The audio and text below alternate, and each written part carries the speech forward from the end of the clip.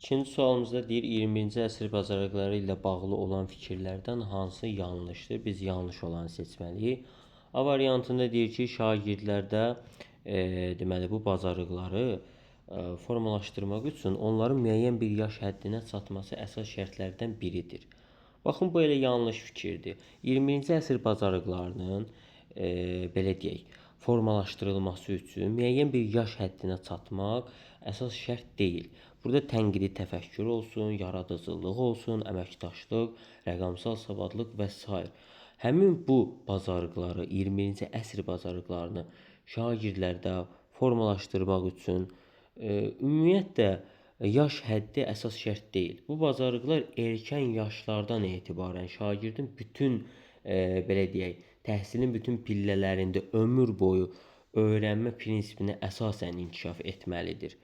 Ona görə də bu fikir tamamilə yanlışdır, bu fikir doğru deyil. Digər variantlarda deyir ki, riyazi kompetensiyaya malik olmaq, riyazi təfəkkürdən istifadə edərək gündəlik həyatda rast gəlinən problemlərin həlli yolunu tapmağı ehtiva edir. Bəli, düzdür. Rəqəmsal savadlığa malik olmaq həm də rəqəmsal texnologiyalar əldə edilən informasiyanın etibarlılığını yoxlamaq və tənqidi yanaşmağı da ehtiva edir. Bu da düzdür.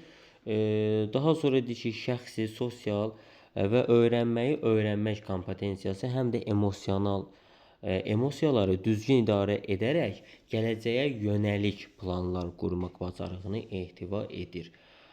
Bu da doğru fikirdir. Burada belə deyək, emosiyaları və davranış tərzinin tənzimləməsi, başqaları ilə səmərəli münasibətin qurulması məhz özündə ehtiva edən kompetensiyadır. Bu da doğru fikirdir.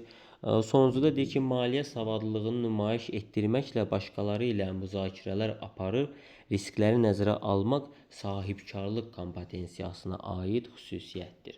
Bəli, sahibkarlıq kompetensiyasının belə deyək, xüsusiyyətlərindən biridir ki, bu kompetensiya da həmçinin yaradıcı düşünmə, təşəbbüskarlıq, risklərin qiymətləndirilməsi, qısa və uzunmüddətli planların aparılması, müəyyən resurslardan belə deyək, səmərəli istifadə etmək kimi elementləri özündə birləşdirir.